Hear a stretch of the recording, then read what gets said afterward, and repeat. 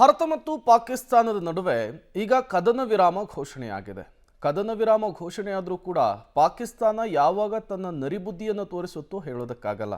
ಹಾಗಾಗಿಯೇ ಈಗ ಕೇಂದ್ರ ಸರ್ಕಾರ ಎಲ್ಲ ರಾಜ್ಯಗಳಿಗೂ ಕೂಡ ಒಂದು ಮೆಸೇಜನ್ನು ಪಾಸ್ ಮಾಡಿದೆ.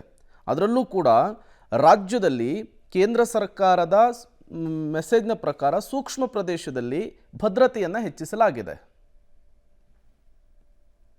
ಪಾಕಿಸ್ತಾನದ ಮೇಲೆ ಭಾರತ ದಾಳಿ ಮಾಡಿದ ನಂತರ ಪಾಕಿಸ್ತಾನ ತನ್ನ ಸೇಡನ್ನು ತೀರಿಸಿಕೊಳ್ಳಲು ಎಲ್ಲಿದ್ದ ಪ್ರಯತ್ನವನ್ನು ಮಾಡ್ತಾ ಇದೆ.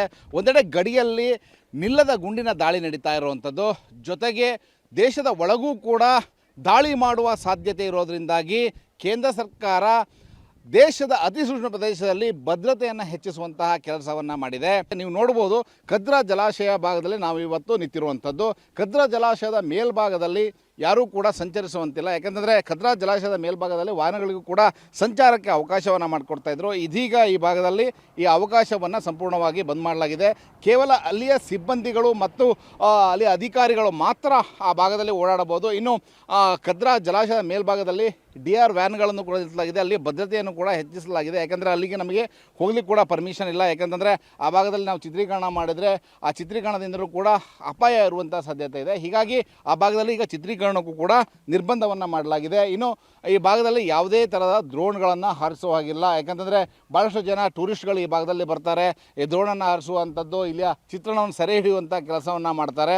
ಹಾಗಾಗಿ ಈ ಭಾಗದಲ್ಲಿ ಡ್ರೋನನ್ನು ನಿಷೇಧಿತ ಪ್ರದೇಶ ಎಂದು ಕೂಡ ಈಗ ಘೋಷಣೆ ಮಾಡಿರುವಂಥದ್ದು. ಹೀಗಾಗಿ ಈ ಭಾಗದಲ್ಲಿ ಪ್ರವಾಸಿಗರು ಕೂಡ ಡ್ರೋನನ್ನು ಹಾರಿಸುವಾಗಿಲ್ಲ, ಚಿತ್ರಣವನ್ನು ತೆಗೆಯುವಂತಿಲ್ಲ. ಅಣು ವಿದ್ಯುತ್ ಸ್ಥಾವರದಲ್ಲೂ ಕೂಡ ಬಿಗಿ ಭದ್ರತೆಯನ್ನು ಮಾಡಲಾಗಿದೆ. ಕೇಂದ್ರ ಸರ್ಕಾರದ ಸ್ವಾಮ್ಯಕ್ಕೆ ಬರುವಂತಹ ಅಣು ವಿದ್ಯುತ್ ಸ್ಥಾವರ ಏನಿದೆ, ಇಲ್ಲಿ CRPFನವರು ಮತ್ತು BSFನವರು ಕೂಡ ಆ ಭಾಗದಲ್ಲಿ ಭದ್ರತೆಯನ್ನು ಕೊಟ್ಟಿರುವಂಥದ್ದು. ಅಲ್ಲಿ ನಿಷೇಧಿತ ಪ್ರದೇಶವನ್ನಾಗಿ ಘೋಷಣೆ ಮಾಡಿದ್ದಾರೆ.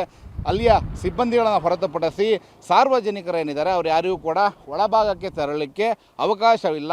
ಎಲ್ಲವೂ ಕೂಡ ಈಗ ಬಿಗಿ ಕಟ್ಟುನಿಟ್ಟಿನ ಕ್ರಮಗಳನ್ನು ಕೈಗೊಳ್ಳಲಾಗ್ತಾ ಇದೆ. ಇನ್ನು ಇದು ರಾಜ್ಯ ಸರ್ಕಾರದ ಸ್ವಾಮ್ಯದಲ್ಲೇ ಬರ್ತದೆ. ಹಾಗಾಗಿ ಜಿಲ್ಲಾ ಪೊಲೀಸ್ನವರು ಹಾಗೆ DR ತುಕಡಿಗಳು ಕೂಡ ಈಗ ಈ ಭಾಗದಲ್ಲಿ ಭದ್ರತೆಗೆ ವ್ಯವಸ್ಥೆಯನ್ನು ಮಾಡಲಾಗಿದೆ. ಅದರ ಜೊತೆಗೆ ಮಾಕ್ ಡ್ರಿಲ್ಲಿಂಗ್ ಕೂಡ ಈ ಭಾಗದಲ್ಲಿ ನಡೆಯುವಂಥದ್ದು, ಜೊತೆಗೆ ಜನರಿಗೂ ಕೂಡ ಅಲರ್ಟನ್ನು ಕೊಡಲಾಗಿದೆ.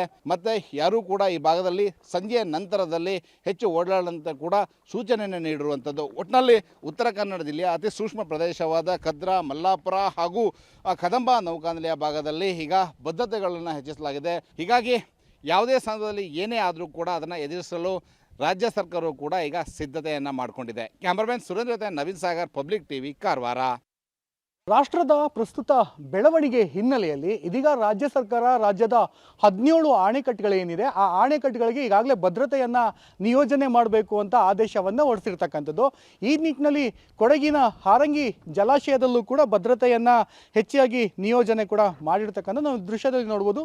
ಪೊಲೀಸವ್ರನ್ನು ಕೂಡ ಈ ಒಂದು ಡ್ಯಾಮ್ ಏನಿದೆ ಆ ಡ್ಯಾಮ್ನ ಒಳಾಂಗಣ ಮತ್ತು ಏನು ಆಸುಪಾಸು ಏನಿದೆ ಅಲ್ಲೆಲ್ಲವೂ ಕೂಡ ಸಂಪೂರ್ಣವಾಗಿ ತಪಾಸಣೆಯನ್ನು ಮಾಡಬೇಕಾಗುತ್ತೆ. ತಪಾಸಣೆಯನ್ನು ಮಾಡಿ ನಂತರ ಅವ್ರನ್ನ ಇಲ್ಲಿ ಬಿಡುವಂಥದ್ದು ಕೂಡ ಆಗ್ತಾ ಇರ್ತಕ್ಕಂಥದ್ದು ನಾವಿಲ್ಲಿ ನೋಡ್ಬೋದು. ಸ್ಟಾರ್ಟಿಂಗ್ ಪಾಯಿಂಟಿಂದ ಹಿಡಿದು ಎಂಡಿಂಗ್ ಪಾಯಿಂಟ್ಗೂ ಪೊಲೀಸರನ್ನ ನಿಯೋಜನೆ ಮಾಡುವಂಥದ್ದು. ಏಕೆಂದರೆ ರಾಜ್ಯ ಸರ್ಕಾರ ಈಗಾಗಲೇ ಕಟ್ಟುನಿಟ್ಟಿನ ಆದೇಶವನ್ನು ಹೊರಡಿಸಿರ್ತಕ್ಕಂಥದ್ದು. ಯಾರೇ ಏನಾದರೂ ಭದ್ರತಾ ವೈಫಲ್ಯ ಏನಾರು ಆದರೆ ಆ ಡ್ಯಾಮಿಗೆ ಸಂಬಂಧಪಟ್ಟ ಪೊಲೀಸ್ ಅಧಿಕಾರಿಗಳಾಗಿರ್ಬೋದು, ಸಿಬ್ಬಂದಿಗಳಾಗಿರ್ಬೋದು ಅಥವಾ ಡ್ಯಾಮ್ನಲ್ಲಿರ್ತಕ್ಕಂಥ ಅಧಿಕಾರಿಗಳ ತಲೆದಂಡ ಆಗುತ್ತೆ. ಹೀಗಾಗಿ ಯಾರೂ ಕೂಡ ಈ ಒಂದು ಸಂದರ್ಭದಲ್ಲಿ ಯಾರೂ ಕೂಡ ಮೈ ಮರಿಬಾರ್ದು ಅನ್ನೋದು ರಾಜ್ಯ ಸರ್ಕಾರದ ಒಂದು ಆದೇಶ, ಕಟ್ಟುನಿಟ್ಟಾಗಿ ಆದೇಶ ಮಾಡಿರೋದ್ರಿಂದ ಈಗ ಹಾರಂಗಿ ಜಲಾಶಯಕ್ಕೆ ಒಂದು ರೀತಿ ಸಂಪೂರ್ಣವಾಗಿ ಭದ್ರತೆಯನ್ನು ನೀಡಿರ್ತಕ್ಕಂಥದ್ದು.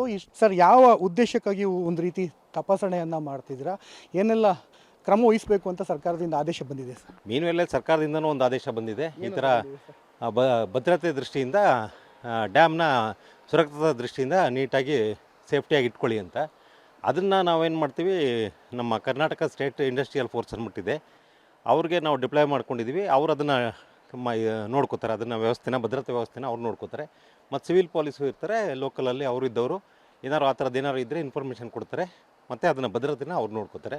ಹೆಚ್ಚಾಗಿ ಪ್ರವಾಸಿಗರು ಕೂಡ ಬರ್ತಾ ಇದ್ದಾರೆ. ಪ್ರವಾಸಿಗರನ್ನ ಒಂದು ರೀತಿ ತಪಾಸಣೆ ಕೂಡ ಒಳಪಡಿಸ್ಬೇಕಾಗುತ್ತೆ, ಒಳಗಡೆ ಎಂಟ್ರಿ ಆಗಬೇಕಾದ್ರೆ. ಅದನ್ನ ಯಾವ ರೀತಿ ಕ್ರಮ ವಹಿಸಕ್ಕೆ ಮುಂದಾಗಿದ್ದೀರಾ? ಅದನ್ನು ನಮ್ಮ ಪ್ರವಾಸಿಗರನ್ನ ನಾವು ಡ್ಯಾಮ್ ಒಳಗಡೆ, ಡ್ಯಾಮ್ ಪ್ರೆಮಿಸಿಸ್ಗೆ ಯಾರು ಬರಲ್ಲ, ಅದನ್ನು ಟೂರಿಸ್ಟ್ ಪ್ಲೇಸ್ ಏನಿದೆ ಅಲ್ಲಿಗೆ ಮಾತ್ರ ಅವ್ರು ಬಂದು ಹೋಗ್ತಾರೆ.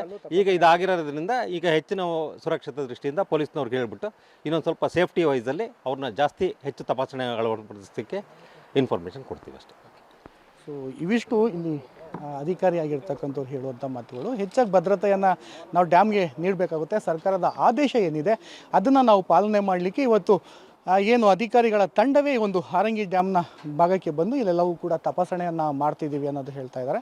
ಹಾಗಾಗಿ ಹಾರಂಗಿ ಜಲಾಶಯದಲ್ಲಿ ಪೊಲೀಸ್ ಇಲಾಖೆಯ ಅಧಿಕಾರಿಗಳು ಮತ್ತು ಸಿಬ್ಬಂದಿಗಳು ಮತ್ತು ಇಲ್ಲಿಯ ಅಧಿಕಾರಿಗಳು ಯಾರಿದ್ದಾರೆ ಹಾರಂಗಿ ಜಲಾಶಯ ಅಧಿಕಾರಿಗಳು ಸಮನ್ವಯವನ್ನು ಮಾಡಿಕೊಂಡು ಈಗಾಗಲೇ ಭದ್ರತೆಯನ್ನು ಕೂಡ ನೀಡಿರುವಂಥದ್ದು ಕೂಡ ಬಹಳ ಸ್ಪಷ್ಟವಾಗಿ ಇಲ್ಲಿ ಗೋಚರಿಸ್ತಾ ಇದೆ ಅಂತಲೇ ಹೇಳ್ಬೋದು. ಕ್ಯಾಮ್ರಾಮನ್ ಶಿವ ಜೊತೆ ಮಲ್ಲಿಕಾರ್ಜುನ್, ಪಬ್ಲಿಕ್ ಟಿವಿ, ಮಡಿಕೇರಿ.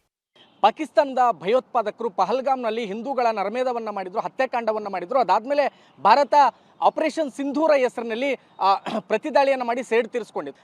ದೇಶದಲ್ಲಿ ಸಾಕಷ್ಟು ಒಂದು ರೀತಿಯ ಕಟ್ಟೆಚ್ಚರವನ್ನು ಕೂಡ ವಹಿಸಲಾಗಿದೆ. ಅದರ ಭಾಗವಾಗಿ ಕರ್ನಾಟಕದಲ್ಲಿಯೂ ಸಹಿತ ರಾಜ್ಯದಲ್ಲಿರ್ತಕ್ಕಂಥ ಎಲ್ಲ ಡ್ಯಾಮ್ಗಳಲ್ಲಿಯೂ ಸಹಿತ ಒಂದಿಷ್ಟು ಬಿಗಿ ಭದ್ರತೆಯನ್ನು ಕೈಗೊಳ್ಳಬೇಕು ಅನ್ನುವಂಥ ನಿಟ್ಟಿನಲ್ಲಿ ರಾಜ್ಯ ಸರ್ಕಾರ ಸೂಚನೆಯನ್ನು ಕೊಟ್ಟಿದೆ. ಅದೇ ರೀತಿಯಾಗಿ ಹೊಸಪೇಟೆ ಅಂದರೆ ವಿಜಯನಗರ ಜಿಲ್ಲೆಯ ಹೊಸಪೇಟೆ ಹೊರವಲಯದಲ್ಲಿರ್ತಕ್ಕಂಥ ತುಂಗಭದ್ರಾ ಜಲಾಶಯಕ್ಕೆ ಕೂಡ ಇದೀಗ ಸಾಕಷ್ಟು ಬಿಗಿ ಭದ್ರತೆಯನ್ನು ಕೈಗೊಳ್ಳಲಾಗಿದೆ. ಅಂದರೆ ಇಲ್ಲಿ ಪ್ರಮುಖವಾಗಿ ರಾಜ್ಯದಲ್ಲಿನ ಬೆಳವಣಿಗೆಗಳ ಹಿನ್ನೆಲೆಯಲ್ಲಿ ಎಲ್ಲ ಜಲಾಶಯಗಳಿಗೆ ಭದ್ರತೆ ಕೈಗೊಳ್ಳಲು ಆದೇಶವನ್ನು ಕರ್ನಾಟಕ ರಾಜ್ಯ ಸರ್ಕಾರ ನೀಡಲಾಗಿತ್ತು. ಅದರಂತೆ ಈಗ ಟಿ.ಬಿ ಡ್ಯಾಮ್ನಲ್ಲಿ ಕೂಡ ಹೆಚ್ಚಿನ ಭದ್ರತಾ ವ್ಯವಸ್ಥೆಯನ್ನು ಕೂಡ ಮಾಡಿಕೊಳ್ಳಲಾಗಿದೆ. ಇದರಲ್ಲಿ ಪ್ರಮುಖವಾಗಿ ಟಿ.ಬಿ ಡ್ಯಾಮ್ನ ಭದ್ರತೆ ಉಸ್ತುವಾರಿಯನ್ನು ಕರ್ನಾಟಕ ಕೈಗಾರಿಕಾ ಭದ್ರತಾ ಪಡೆ ವಹಿಸಿಕೊಂಡಿರುವಂಥದ್ದು. ಟಿ.ಬಿ ಡ್ಯಾಮ್ಗೆ ಆಗಮಿಸಿರ್ತಕ್ಕಂಥ ಪ್ರತಿಯೊಬ್ಬರನ್ನು ಕೂಡ ಇಲ್ಲಿ ತಪಾಸಣೆ ಮಾಡಲಾಗ್ತದೆ. ಇದಕ್ಕೋಸ್ಕರ ಟಿ.ಬಿ ಡ್ಯಾಮ್ನ ಭದ್ರತೆಗೋಸ್ಕರ ಓರ್ವ ಡಿವೈಎಸ್ಪಿ, ಓರ್ವ ಇನ್ಸ್ಪೆಕ್ಟರ್, 6 ಜನ ASI, 17 ಜನ ಮುಖ್ಯ ಪೇದೆ, 12 ಪೇದೆ, ಓರ್ವ ಮಹಿಳೆ ಸೇರಿದಂತೆ ಒಟ್ಟು 29 ಸಿಬ್ಬಂದಿಗಳನ್ನು ಇಲ್ಲಿ ನಿಯೋಜನೆ ಮಾಡಲಾಗಿದೆ. ಮತ್ತು ಒಳಗಡೆ ಹೋಗುವಂಥ ಎಲ್ಲ ವೆಹಿಕಲ್ಗಳನ್ನು ಕೂಡ ತಪಾಸಣೆ ಮಾಡಿನೇ ಇಲ್ಲಿಂದ ಒಳಗಡೆ ಕಳಿಸ್ಕೊಡ್ಲಾಗ್ತದೆ.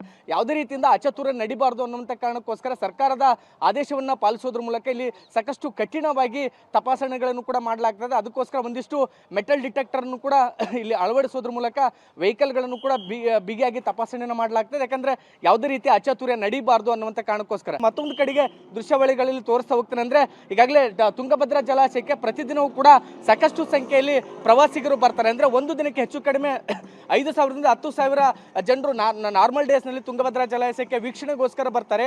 ಆ ರೀತಿಯ ಪ್ರವಾಸಿಗರನ್ನು ಸಹಿತ ವ್ಯವಸ್ಥಿತವಾಗಿ ಇಲ್ಲಿ ತಪಾಸಣೆಯನ್ನು ಮಾಡಲಾಗ್ತದೆ. ಅಂದರೆ ತುಂಗಭದ್ರಾ ಜಲಾಶಯದ ಮುಖ್ಯ ಗೇಟ್ನಲ್ಲೇ 2 ಮೆಟಲ್ ಡಿಟೆಕ್ಟರ್ಗಳನ್ನು ಅಳವಡಿಸಲಾಗಿದೆ. ಇಲ್ಲಿನ ತಪಾಸಣೆಯನ್ನು ಮಾಡಿ ಇಲ್ಲಿಂದ ಪ್ರವಾಸಿಗರನ್ನ ತುಂಗಭದ್ರಾ ಜಲಾಶಯದ ವೀಕ್ಷಣೆಗೆ ಕಳಿಸಿಕೊಡಲಾಗ್ತದೆ. ಇದಕ್ಕೋಸ್ಕರ ಬೇಕಾಗಿರ್ತಕ್ಕಂಥ ಅಗತ್ಯ ಸಿಬ್ಬಂದಿಗಳನ್ನು ಕೂಡ ಇಲ್ಲಿ ನಿಯೋಜನೆ ಮಾಡಲಾಗಿರುವಂಥದ್ದು. ಯಾಕಂದರೆ ರಾಜ್ಯ ಸರ್ಕಾರ ಒಂದು ಏನು ನಿರ್ದೇಶನವನ್ನು ನೀಡಿತು, ರಾಜ್ಯದಲ್ಲಿರ್ತಕ್ಕಂಥ ಎಲ್ಲ ಜಲಾಶಯಗಳಿಗೆ ಭದ್ರತೆಯನ್ನು ಕೊಡಬೇಕು ಮತ್ತು ಸೆಕ್ಯೂರಿಟಿನಿ ಹೆಚ್ಚಿಸಬೇಕು ಅನ್ನುವಂಥ ನಿಟ್ಟಿನಲ್ಲಿ ಒಂದಿಷ್ಟು ಸೂಚನೆಗಳನ್ನು ಕೊಡಲಾಗಿತ್ತು. ಅದರ ಭಾಗವಾಗಿ ತುಂಗಭದ್ರಾ ಜಲಾಶಯದಲ್ಲಿ ಕೂಡ ಸಾಕಷ್ಟು ಬಿಗಿ ಬಂದೋಬಸ್ತನ್ನು ಕೈಗೊಳ್ಳಲಾಗಿದೆ. ಬರ್ತಕ್ಕಂಥ ವೆಹಿಕಲ್ಗಳನ್ನು ಕೂಡ ತಪಾಸಣೆ ಮಾಡೋದ್ರ ಜೊತೆಗೇನೆ ಪ್ರವಾಸಿಗರೆಲ್ಲರನ್ನೂ ಕೂಡ ತಪಾಸಣೆಯನ್ನು ಮಾಡಿ ಒಳಗಡೆ ಬಿಡ್ತಕ್ಕಂಥ ಕೆಲಸವನ್ನು ತುಂಗಭದ್ರಾ ಜಲಾಶಯದ ಮುಂಭಾಗದಲ್ಲಿ ಮಾಡಲಾಗ್ತಾ ಇದೆ. ಕ್ಯಾಮರಾಮನ್ ಭರತ್ ಜೊತೆ ಅಮರೀಶ್ ಇಲ್ಕ, ಹುಮ್ಮಿನಾಳ, ಪಬ್ಲಿಕ್ ಟಿವಿ, ವಿಜಯನಗರ. ಜಮ್ಮು ಕಾಶ್ಮೀರದ ಪಹಲ್ಗಾಮ್ನಲ್ಲಿ 26 ಹಿಂದೂಗಳ ನರಮೇಧವನ್ನು ಮಾಡಲಾಗಿತ್ತು. ಅದಕ್ಕೆ ಪ್ರತೀಕಾರವಾಗಿ ಆಪರೇಷನ್ ಸಿಂಧೂರ ಹೆಸರಿನಲ್ಲಿ ಭಾರತದ ಸೈನಿಕರು ಏರ್ ಸ್ಟ್ರೈಕ್ ಮೂಲಕ 100ಕ್ಕೂ ಹೆಚ್ಚು ಉಗ್ರರನ್ನು ಹತ್ಯೆ ಮಾಡಿದರು. ಈ ಹತ್ಯೆ ಹಿನ್ನೆಲೆಯಲ್ಲಿ ಪಾಕಿಸ್ತಾನ ಹಾಗೂ ಭಾರತದ ನಡುವೆ ಯುದ್ಧದ ಕಾರ್ಮೋಡ ಕವಿದಿದೆ. ಹೀಗಾಗಿ ಕೇಂದ್ರ ಗೃಹ ಸಚಿವಾಲಯ ಹಾಗೂ ರಾಜ್ಯ ಸರ್ಕಾರದಿಂದ ರಾಜ್ಯದಲ್ಲಿರುವಂತಹ ಅಣೆಕಟ್ಟುಗಳಿಗೆ ಹೆಚ್ಚಿನ ಭದ್ರತೆ ವಹಿಸುವಂತೆ ಈಗಾಗಲೇ ಸೂಚನೆ ನೀಡಲಾಗಿದೆ. ಈ ಸೂಚನೆ ಹಿನ್ನೆಲೆಯಲ್ಲಿ ಈಗ ಹಾಸನ ತಾಲೂಕಿನ ಗೊರವನಲ್ಲಿರತಕ್ಕಂತಹ ಹೇಮಾವತಿ ಜಲಾಶಯ ಏನಿದೆ ಇದಕ್ಕೆ ತೀವ್ರ ನಿಗಾವನ್ನು ಇಡಲಾಗಿದೆ. ನಾವು ದೃಶ್ಯದಲ್ಲಿ ಗಮನಿಸ್ಬೋದು, ಇದು ಹಾಸನ ತಾಲೂಕಿನ ಗೊರೂರಿನಲ್ಲಿರ್ತಕ್ಕಂತಹ ಹೇಮಾವತಿ ಜಲಾಶಯ.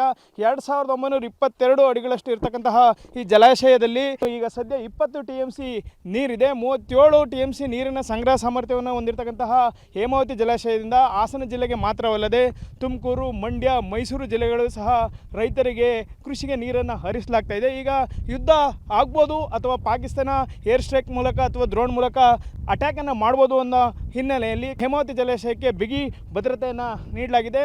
ಕೈಗಾರಿಕಾ ಭದ್ರತಾ ಪಡೆಯ ಒಟ್ಟು 22 ಸಿಬ್ಬಂದಿ ಈಗ ಕರ್ತವ್ಯದಲ್ಲಿ ಹಾಜರಾಗಿದ್ದಾರೆ. ಓರ್ವ CPI, ಓರ್ವ ಸಬ್ ಇನ್ಸ್ಪೆಕ್ಟರ್, 4 ASI, ಉಳಿದಂತೆ 16 ಕಾನ್ಸ್ಟೇಬಲ್ಗಳು ಈಗ ಕರ್ತವ್ಯದಲ್ಲಿದ್ದಾರೆ. ಯಾರೂ ಸಹ ರಜೆಯನ್ನು ತೆಗೆದುಕೊಳ್ಬಾರ್ದು, ಎಲ್ಲರೂ ಸಹ ಹೆಡ್ ಕ್ವಾರ್ಟರ್ ಇರಬೇಕು ಅಂತ ಒಂದು ಸೂಚನೆಯನ್ನು ಈಗಾಗಲೇ ನೀಡಲಾಗಿದೆ. ಏನು ಜಲಾಶಯದ ಮೇಲ್ಭಾಗ ಇರ್ಬೋದು, ಅಲ್ಲದೆ ಜಲಾಶಯದ ವೀಕ್ಷಣೆ ಮಾಡಲಿಕ್ಕೆ ಬರ್ತಕ್ಕಂಥ ಕ್ರಸ್ಟ್ ಗೇಟ್ ಏನಿದೆ ಮುಖ್ಯ ದ್ವಾರ, ಅಲ್ಲೂ ಸಹ ಎಲ್ಲರನ್ನ ತಪಾಸಣೆಯನ್ನು ಮಾಡಲಾಗ್ತಾಯಿದೆ. ಮೆಟಲ್ ಡಿಟೆಕ್ಟರ್ ಮೂಲಕ ತಪಾಸಣೆಯನ್ನು ಮಾಡ್ತಾಯಿಲ್ಲ. ಅಲ್ಲದೆ ಅನುಮಾನ ಬಂದಂತಹ ವಾಹನಗಳೇನಿದೆ, ಇಲ್ಲಿಗೆ ಬರ್ತಕ್ಕಂಥವರ ವಾಹನಗಳೇನಿದೆ ಅವೆಲ್ಲವನ್ನು ಸಹ ಅಂಡರ್ ವೆಹಿಕಲ್ ಸರ್ಚಿಂಗ್ ಮಿರರ್ ಮೂಲಕ ಎಲ್ಲವನ್ನು ಸಹ ತಪಾಸಣೆಯನ್ನು ನಡೆಸಿ ಯಾವುದೇ ಒಂದು ರೀತಿಯಲ್ಲೂ ಲೋಪವಾಗದಂತೆ ಬಿಗಿ ಬಂದೋಬಸ್ತನ್ನು ಮಾಡಲಾಗಿದೆ.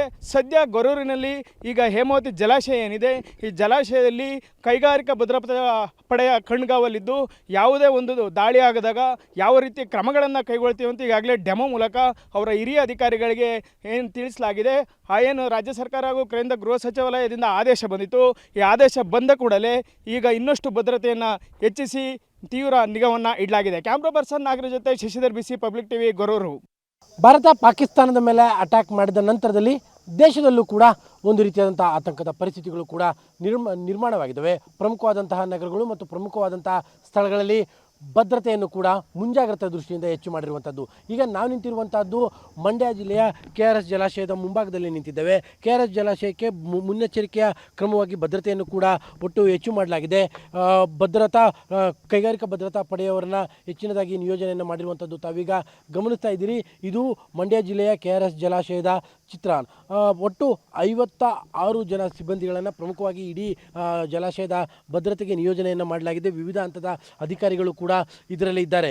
ಯಾವಾಗ ಗಡಿಯಲ್ಲಿ ಭಾರತ ಮತ್ತು ಪಾಕಿಸ್ತಾನದ ನಡುವೆ ಯುದ್ಧದ ಪರಿಸ್ಥಿತಿ ನಿರ್ಮಾಣವಾಯಿತು, ಅದರಲ್ಲೂ ಕೂಡ ನಿನ್ನೆ ರಾತ್ರಿ ಭಾರತ ಪಾಕಿಸ್ತಾನದ ಮೇಲೆ ಅಟ್ಯಾಕ್ ಮಾಡಿದ ನಂತರದಲ್ಲಿ ದೇಶದ ಪ್ರಮುಖವಾದಂತಹ ಸ್ಥಳಗಳ ಮೇಲೆ ಮುಂಜಾಗ್ರತಾ ಕ್ರಮದ ದೃಷ್ಟಿಯಿಂದಾಗಿ ಪ್ರಮುಖವಾದಂತಹ ಆಯಕಟ್ಟಿನ ಸ್ಥಳಗಳಲ್ಲಿ ಭದ್ರತೆಯನ್ನು ಕೂಡ ಹೆಚ್ಚು ಮಾಡಲಾಗಿರುವಂಥದ್ದು. ಈಗಾಗಲೇ ಹೇಳಿ ಕೇಳಿ KRS ಜಲಾಶಯಕ್ಕೆ ಈ ಹಿಂದೆಯೂ ಕೂಡ ಈ ಥರದ ಒಂದು ಸಿಚುವೇಶನ್ ಇಲ್ಲದ ಸಂದರ್ಭದಲ್ಲೂ ಕೂಡ ಹೆಚ್ಚಿನ ಭದ್ರತೆಯನ್ನು ಕೂಡ ನೀಡಲಾಗ್ತಾ ಇತ್ತು. ಈಗ ಆ ಭದ್ರತೆಯನ್ನು ಇನ್ನೂ ಕೂಡ ಹೆಚ್ಚು ಮಾಡಿರುವಂಥದ್ದು. ಹಳೆ ಮೈಸೂರು ಭಾಗದ ಪ್ರಮುಖವಾದಂತಹ ಜಲಾಶಯ KRS ಜಲಾಶಯ, ಅದು ತಾವೀಗ ಬಹುದೂರದಲ್ಲೂ ಕೂಡ ಗಮನಿಸ್ತಾ ಇರ್ಬೋದು. ಅಂತೂ ಪೊಲೀಸ್ ಸಿಬ್ಬಂದಿ ಬೈನಾಕ್ಯುಲರ್ನಲ್ಲಿ ಸಂಪೂರ್ಣವಾದಂತಹ ಡ್ಯಾಮಿನ ಸುತ್ತ ಇರುವಂತಹ ಪರಿವೀಕ್ಷಣೆಯನ್ನು ಕೂಡ ಮಾಡ್ತಾ ಇದ್ದಾರೆ ಮತ್ತು ಶಸ್ತ್ರಧಾರಿ ಪೊಲೀಸರು ಬಂದೋಬಸ್ತಿನ ವ್ಯವಸ್ಥೆಯನ್ನು ಕೂಡ ತಾವೀಗ ಗಮನಿಸ್ತಾ ಇದ್ದೀರಿ. ಈ ಕಡೆ ಭಾಗದಿಂದ ಪರ್ಟಿಕ್ಯುಲರ್ಲಿ ಈ ಕಡೆ ಭಾಗದಿಂದ ಸಾರ್ವಜನಿಕರಿಗೂ ಕೂಡ ಡ್ಯಾಮ್ಗೆ ಪ್ರವೇಶ ಇಲ್ಲ. KRS ಜಲಾಶಯದ ಮಗದೊಂದು ಭಾಗದಿಂದ ಪ್ರವಾಸಿಗರಿಗೆ ಪ್ರವೇಶ ಇರುವಂಥದ್ದು. ಆ ಕಡೆ ಭಾಗದಲ್ಲೂ ಕೇವಲ ನಾನು 57 ಜನ ಹೇಳ್ತಾ ಇರುವಂಥದ್ದು. ಈ ಕಡೆ ಭಾಗದಲ್ಲಿನ ಭದ್ರತೆಗೆ ನಿಯೋಜನೆ ಆಗಿರುವಂಥದ್ದು. ಪ್ರವಾಸಿಗರು ಇರುವಂತಹ ಕಡೆಯಲ್ಲೂ ಕೂಡ ಅತಿ ಹೆಚ್ಚಿನ ಭದ್ರತೆಯನ್ನು ಕೂಡ ಹೆಚ್ಚು ಮಾಡಿರುವಂಥದ್ದು. ಪ್ರಮುಖವಾಗಿ ದೇಶದಲ್ಲಿ ಯುದ್ಧದ ವಾತಾವರಣ ಜೊತೆಗೆ ಯಾವ ಸಂದರ್ಭದಲ್ಲಿ ಶತ್ರು ರಾಷ್ಟ್ರ ಯಾರ ಮೇಲೆ ಯಾವ ಪ್ರದೇಶಗಳ ಮೇಲೆ ಅಟ್ಯಾಕ್ ಮಾಡುತ್ತೆ ಅನ್ನುವಂಥದ್ದನ್ನು ಕೂಡ ಗೆಸ್ ಮಾಡೋದಕ್ಕೆ ಆಗೋದಿಲ್ಲ. ಹೀಗಾಗಿ ಮುಂಜಾಗ್ರತಾ ದೃಷ್ಟಿಯಿಂದ ಈ ಎಲ್ಲ ಭದ್ರತೆಗಳನ್ನು ಕೂಡ ಈಗ ಮಾಡಿಕೊಂಡಿರಲಾಗಿದೆ. ಕ್ಯಾಮ್ರಾ ಪರ್ಸನ್ ಕಾರ್ತಿಕ್ ಜೊತೆ KP Nagaraj, public TV, Mysuru. ಸಹಜ, ಭಾರತ ಮತ್ತು ಪಾಕಿಸ್ತಾನದ ನಡುವೆ ಈ ರೀತಿ ಪರಿಸ್ಥಿತಿ ನಿರ್ಮಾಣವಾದಾಗ ಹೇಳಿ ಕೇಳಿ ಪಾಕಿಸ್ತಾನ ಈ ರೀತಿ ಹೇಡಿ ಕೆಲಸಕ್ಕೆ, ಕುತಂತ್ರಿ ಬುದ್ಧಿಗೆ ಹೆಸರುವಾಸಿ. ಹಾಗಾಗಿ ಒಂದಿಷ್ಟು ಎಚ್ಚರಿಕೆಯನ್ನಂತೂ ವಹಿಸಲೇಬೇಕಾಗುತ್ತೆ. ಬರೀ ಗಡಿ ಭಾಗದಲ್ಲಿ ಮಾತ್ರ ಅಂತಲ್ಲ, ದೇಶದ ಉದ್ದಗಲಕ್ಕೂ ಕೂಡ. ಯಾವಾಗ ಕೇಂದ್ರ ಗೃಹ ಇಲಾಖೆಯಿಂದ ಈ ರೀತಿಯ ಒಂದು ಅಲರ್ಟ್ ಮೆಸೇಜ್ ಪಾಸ್ ಆಯಿತು, ರಾಜ್ಯದ 17 ಡ್ಯಾಮ್ಗಳಲ್ಲಿ, ಅದರ ಜೊತೆಗೆ ಒಂದಿಷ್ಟು ಸೂಕ್ಷ್ಮ ಪ್ರದೇಶಗಳಲ್ಲಿ ಪೊಲೀಸರಿಂದ ಈಗ ಕಟ್ಟೆಚ್ಚರವನ್ನು ವಹಿಸಲಾಗಿದೆ. ಯಾವುದೇ ರೀತಿಯ ಎಡವಟ್ಟು ಆಗದೇ ಇರುವಂತಹ ನಿಟ್ಟಿನಲ್ಲಿ ಮುಂಜಾಗೃತಾ ಕ್ರಮವನ್ನು ಕೂಡ ತೆಗೆದುಕೊಳ್ಳಲಾಗಿದೆ. ಉಗ್ರರ ತಾಣದ ಮೇಲೆ ಈಗಾಗಲೇ ಭಾರತ ದಾಳಿಯನ್ನು ಮಾಡಿತ್ತು. ಅದರ ಪರಿಣಾಮ ಏನಾಗಿತ್ತು, ಏನೆಲ್ಲ ಬೆಳವಣಿಗೆಗಳಾಗ್ತಾ ಇದೆ ಎರಡು ದೇಶದ ನಡುವೆ ಅನ್ನೋದನ್ನು ಈಗ ಎಲ್ಲರೂ ಕೂಡ ಗಮನಿಸ್ತಾ ಇದ್ದಾರೆ. ಇದರ ನಡುವೆ ಒಂದಿಷ್ಟು ಎಚ್ಚರಿಕೆಯನ್ನು, ಕ್ರಮಗಳನ್ನು ಕೂಡ ತೆಗೆದುಕೊಂಡಿರುವಂಥದ್ದು ಕೇಂದ್ರ ಸರ್ಕಾರದ ಸೂಚನೆಯ ಪ್ರಕಾರ ಈಗ ಭದ್ರತೆಯನ್ನು ಕೂಡ ಹೆಚ್ಚಿಸಲಾಗಿದೆ. ರಾಜ್ಯದ ಜಲಾಶಯಗಳಲ್ಲಿ ಸಹಜವಾಗಿಯೇ ಈಗ ಕಟ್ಟೆಚ್ಚರವನ್ನು ವಹಿಸಿರುವಂತಹದ್ದು, ಅದು ಕೂಡ ಕೇಂದ್ರದ ಸೂಚನೆ ಬಂದ ನಂತರ. ಏಕೆಂದರೆ ಭಾರತ ಮತ್ತು ಪಾಕಿಸ್ತಾನದ ನಡುವೆ ಕದನ ವಿರಾಮ ಘೋಷಣೆ ಆದರೂ ಕೂಡ ಯಾವಾಗ ಏನಾಗುತ್ತೆ ಅಂತ ಹೇಳೋದಕ್ಕಾಗಲ್ಲ. ಜೊತೆಗೆ ಪಾಕಿಸ್ತಾನವನ್ನು ನಂಬೋದಕ್ಕೂ ಕೂಡ ಆಗಲ್ಲ. ಯಾಕೆಂದರೆ 1947ರಿಂದಲೂ ಕೂಡ ಪಾಕಿಸ್ತಾನದ ಬುದ್ಧಿಯನ್ನು ಭಾರತ ಸ್ಪಷ್ಟವಾಗಿ ಗೊತ್ತಾಗಿದೆ. ಕದನ ವಿರಾಮ ಅನ್ನೋದು, ಒಪ್ಪಂದ ಅನ್ನೋದು, ಅದಾದಮೇಲೆ ಬೆನ್ನಿಗೆ ಚೂರಿ ಹಾಕೋದು, ಆ ರೀತಿಯ ಕೆಲಸಗಳು ನಿರಂತರವಾಗಿಯೂ ಕೂಡ ಮಾಡ್ತಾ ಇದೆ. ಹಾಗಾಗಿ ಈಗ ಪಾಕಿಸ್ತಾನದ ಏರ್ಬೇಸ್ಗಳನ್ನು ಧ್ವಂಸ ಮಾಡಿರೋದ್ರಿಂದ ಪಾಕಿಸ್ತಾನದಲ್ಲಿ ದೊಡ್ಡ ಮಟ್ಟದ ನಷ್ಟ ಕೂಡ ಉಂಟಾಗಿದೆ. ಹಾಗಾಗಿ ಈಗ ಭದ್ರತೆಯನ್ನು ಕೂಡ ರಾಜ್ಯದಲ್ಲಿ ಹೆಚ್ಚಿಸಿರುವಂಥದ್ದು.